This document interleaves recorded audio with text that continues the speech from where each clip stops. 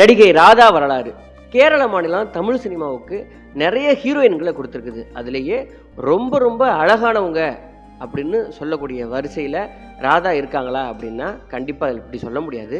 ஆனாலும் கூட ஏன் இவங்க தமிழ்நாட்டில் எல்லார் வீட்லேயும் ஏற்றுக்கொள்ளப்பட்ட ஒரு நடிகையாக இருந்தாங்க அப்படின்னா, இந்த தென்னிந்திய பெண்களுக்கே உரிய மாநிறம், ரொம்ப அழகான கரிய கண்கள், சற்று ஏறிய நெற்றி, எந்த ட்ரெஸ்ஸு போட்டாலும் பொருந்தி போகக்கூடிய ரொம்ப கச்சிதமான உடல் வாகு, கிளாமர் ட்ரெஸ் போட்டாலும், குடும்ப பெண் போல அந்த புடவை கட்டி நடித்தாலும், எந்த ட்ரெஸ்ஸு போட்டாலும் இந்த பெண் வந்து நம்ம பக்கத்து வீட்டு பெண் போலவே இருக்குதே அப்படின்னு நினைக்க வைக்கிற மாதிரியான முகத்தோற்றம் இருக்கிறதுனால இவங்க ரொம்ப குறுகிய காலத்திலேயே தமிழ் சினிமாவுடைய புகழ்பெற்ற நடிகையாக மாறினாங்க. அப்படி இவங்க புகழ்பெற்ற நடிகையாக இருந்தபோது நடித்த படங்கள், செய்த சாதனைகள், வாங்கிய சம்பளங்கள், அது மட்டும் இல்லாமல் இவங்க சினிமா துறையை விட்டு விலகின உடனே ஒரு மிகப்பெரிய கோடீஸ்வரரை திருமணம் செய்து கொண்டாங்க. அந்த கோடீஸ்வரர் என்ன செய்கிறார், அவருடைய தொழில் என்ன, அதற்கப்புறம் இவங்களுடைய பிள்ளைகள் எல்லாம் சினிமா துறையில் என்ன செய்தாங்க, தற்பொழுது நடிகை ராதா அவர்கள் என்ன செய்து கொண்டிருக்கிறார்கள் அப்படின்னு நடிகை ராதாவுடைய வாழ்க்கையில் நிறைய சுவாரஸ்யமான பக்கங்கள் இருக்கிறது. அவை எல்லாவற்றையும் நம்ம பார்க்கலாம். இது RS ராஜா டாக்கீஸ். இந்த சேனலை நீங்கள் சப்ஸ்கிரைப் பண்ணனா சப்ஸ்கிரைப் பண்ணிக்கிங்க. நம்ம நடிகை ராதாவை பற்றி பார்க்கலாம்.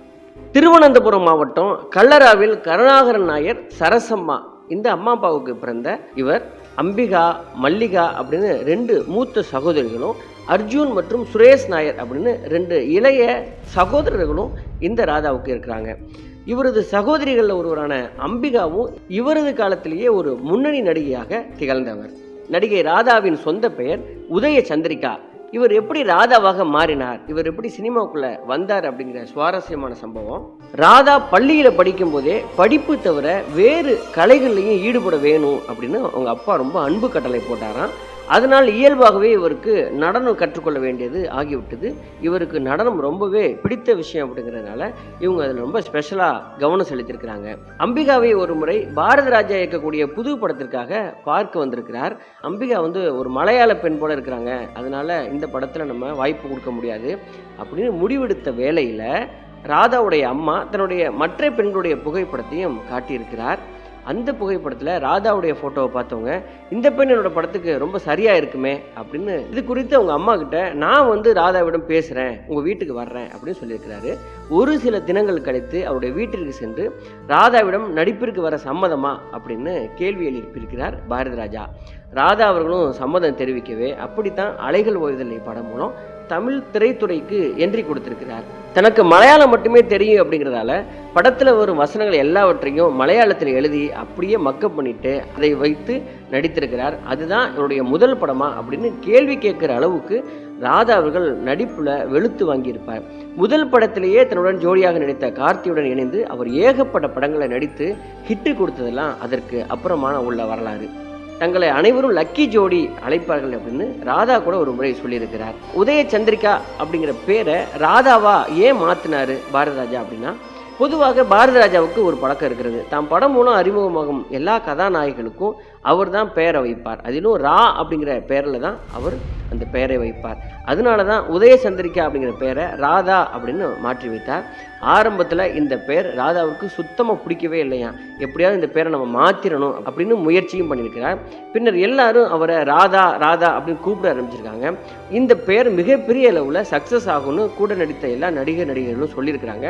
அதனால் சமாதானமாகின ராதா அந்த பெயர் மிகப்பெரிய வெற்றி அடைந்ததுனால அந்த படத்திற்கு அப்புறம் இந்த பெயரை அவங்க கண்டினியூ பண்ணியிருக்கிறாங்க. சிவாஜி கணேசனுடன் இணைந்து முதல் மரியாதை படத்திலையும் நடித்திருப்பார் ராதா அவர்கள். ஆரம்பத்தில் இந்த ஜோடி நடிக்கும் பொழுது பாரதி ராஜா அவர்களுக்கு இந்த 2 பேருடைய நடிப்பும் ரொம்ப திருப்தியாகவே இல்லையா, அதனால சிவாஜியும் ராதாவும் சேர்ந்து பேசியிருக்கிறாங்க. டைரக்டருக்கு நம்ம நடிப்பு பிடிக்கல, வேறு ஏதோ ஒன்று எதிர்பார்க்குறாரு, அதனால நம்ம வேறு மாதிரி நடிப்போம் அப்படின்னு சிவாஜியும் ராதாவும் பேசி வச்சுக்கிட்டு மறுபடியும் ரொம்ப கூடுதலாக கவனம் செலுத்தி நடிக்க ஆரம்பித்தாங்களாம். அதற்கு பிறகு பாரதி ராஜாவின் எதிர்பார்ப்புக்கு இணங்க கிராமத்து பெண்ணாக ராதா ரொம்ப கலக்கலான நடிப்பு கொடுத்து அசத்தினார். அந்த படத்தில் அவருக்கு ஒரே ஒரு சோகம் என்ன அப்படின்னா, இவங்களுக்கு ராதிகா அவர்கள் டப்பிங் கொடுத்துருந்தாங்க. அந்த ஒரே ஒரு காரணத்தினால தான் ராதாவுக்கு கிடைக்க வேண்டிய தேசிய விருது கிடைக்காமலே போனது.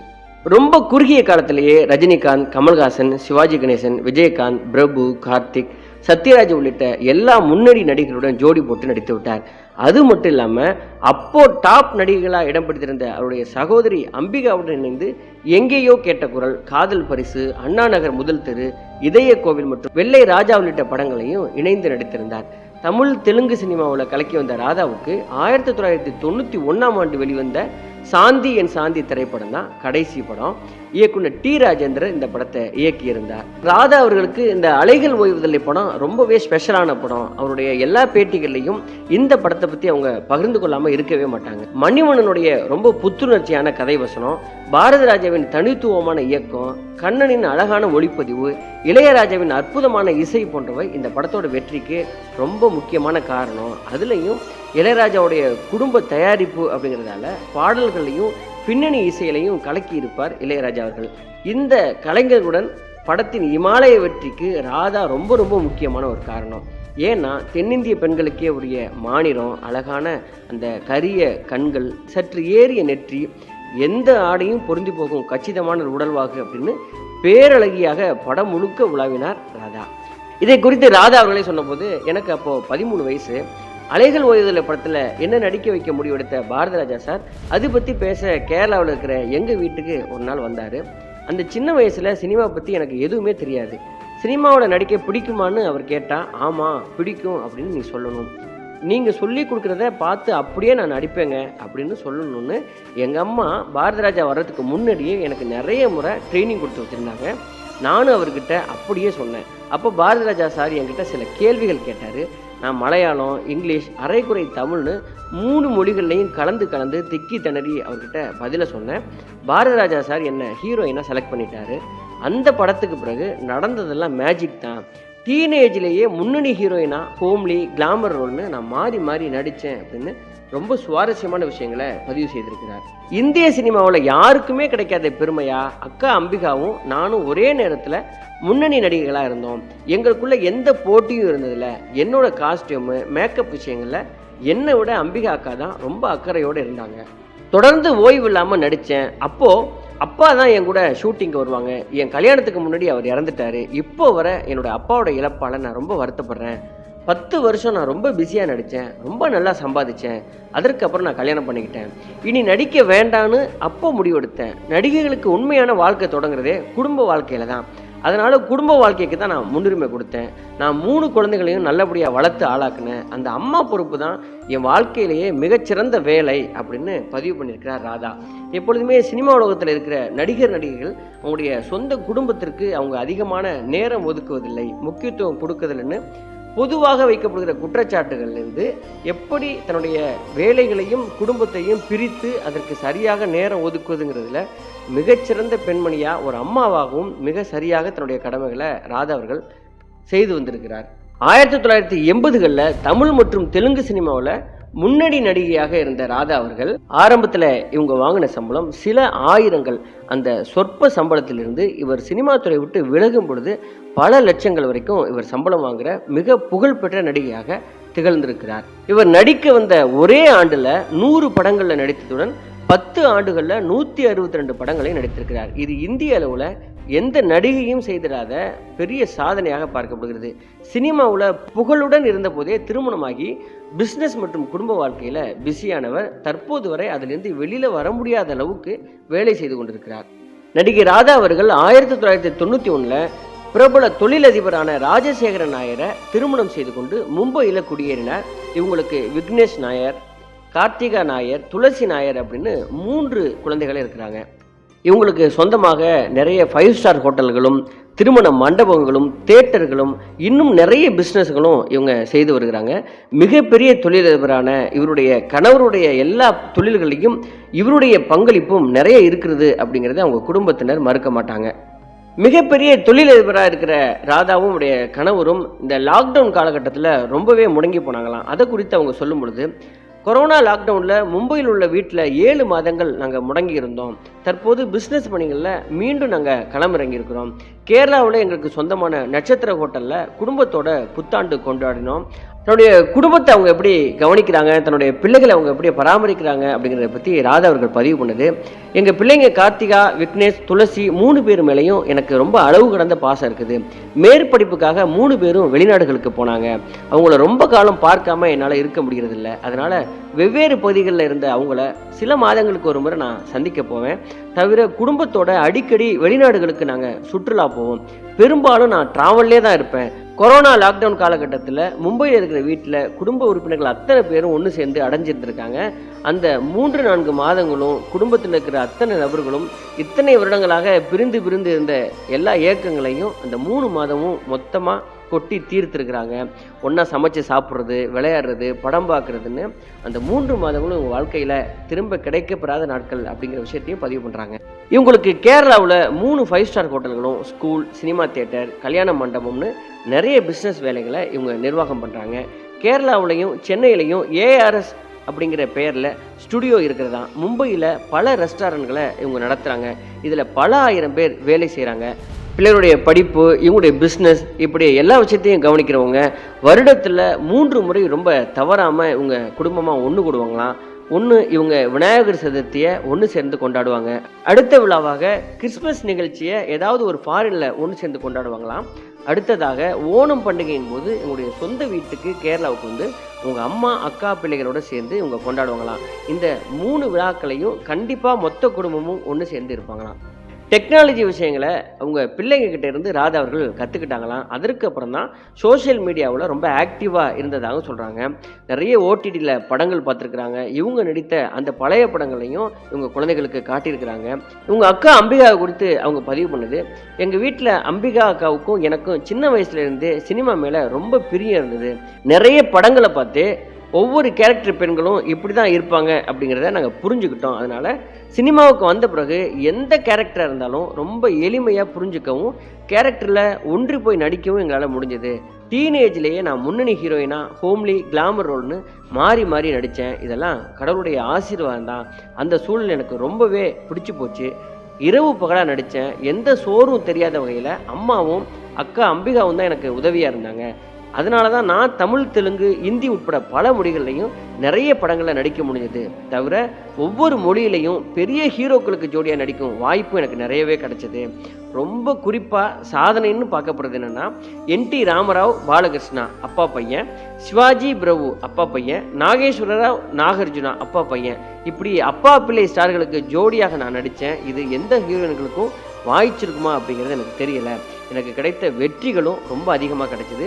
எனக்கு கிடைச்ச பெயரும் புகழும் நானே எதிர்பார்க்காதவை. இந்திய சினிமாவில் யாருக்குமே கிடைக்காத பெருமையாக அக்கா அம்பிகாவும் நானும் ஒரே நேரத்தில் முன்னணி நடிகளாக இருந்தோம். எங்களுக்குள்ள எந்த போட்டியுமே இருந்ததில்லை. தமிழ், மலையாளம், கன்னடத்தில் அக்கா பயங்கர பிஸி. தமிழ், தெலுங்கில் நான் பிஸியாக இருந்தேன். என்னோட காஸ்டியூம், மேக்கப் விஷயங்களில் என்னை விட அம்பிகா அக்கா தான் அதிகமான அக்கறையோடு இருந்தாங்க.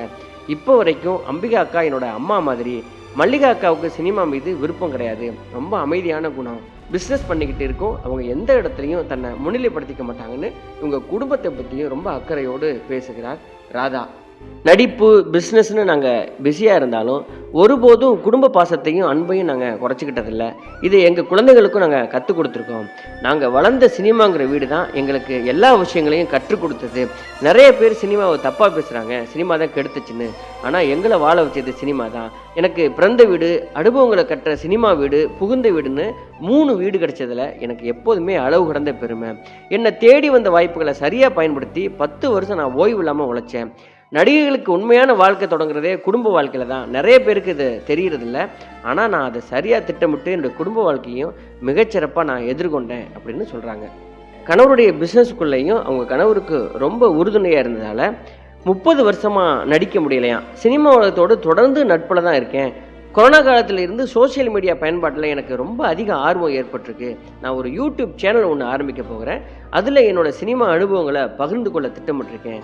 அதற்கப்புறம் என்னோட நடித்த எல்லா நடிகர்களும் சேர்ந்து நிறைய வீடியோக்கள் இதில் போடலாம்னு பிளான் பண்ணுறேன் அப்படிங்கிற விஷயங்களையும் கலகலப்போடு பதிவு செய்திருக்கிறார் ராதா அவர்கள்.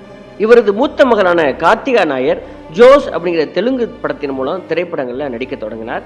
இவரது இளைய மகனான துளசி நாயர் இயக்குனர் மணிரத்னம் இயக்கிய கடல் திரைப்படத்தின் மூலம் அறிமுகமானார். நடிகை ராதா அவர்கள் நடித்த ரொம்ப முக்கியமான படங்கள் அப்படின்னா அலைகள் ஓய்வதில்லை, ராஜாதி ராஜா, சின்னப்பதாஸ், அண்ணா நகர் முதல் தெரு, காதல் பரிசு, உழவன் மகன், எங்க சின்ன ராசா, மனிதனின் மறுபக்கம், அம்மன் கோவில் கிழக்காலே, மெல்ல திறந்தது கதவு, இதய கோவில், முதல் மரியாதை, ஒரு கைதியின் டைரி, ஜப்பானில் கல்யாணராமன், நான் மகானல்ல, தாவணி கனவுகள், சரித்திர நாயகன், இரு மேதைகள், பாயும் புலி, துடிக்கும் கரங்கள், அபூர்வ சகோதரிகள், தூங்காதே தம்பி தூங்காதே, வெள்ளை ரோஜா, எங்கேயோ கேட்ட குரல், காதல் ஓவியம், கோபுரங்கள் சாய்வதில்லை, டிக் டிக். ராதா அவர்கள் சினிமா உலகத்துல கலைமாமணி சினிமா எக்ஸ்பிரஸ் விருதுகளும் இன்னும் நிறைய விருதுகளையும் வாங்கி குவித்திருக்கிறார். இவர் சினிமா துறையை விட்டு விலகியதற்கு பின்பு இவர் சின்ன திரையிலையும் நடுவராக நிறைய நிகழ்ச்சிகளையும் பங்காற்றி இருக்கிறார். 1980களில் அறிமுகமாகி 1990கள் வரைக்கும் தமிழ் சினிமா வரலாற்றில் புகழ்பெற்ற நடிகையாக இருந்து இந்த தமிழகத்தில் இருக்கிற ஒவ்வொரு வீடுகளுக்குள்ளேயும் வீட்டில் இருக்கிற ஒரு சொந்த பெண்ணாகவே பார்க்கப்பட்ட நடிகை ராதா அவர்கள் தன்னுடைய சினிமா பயணத்திலையும் ஜெயித்தவர், வாழ்க்கை பயணத்திலையும் ஜெயித்தவர். இதுவே நடிகை ராதா உடைய வாழ்க்கை வரலாறு. நன்றி, வணக்கம்.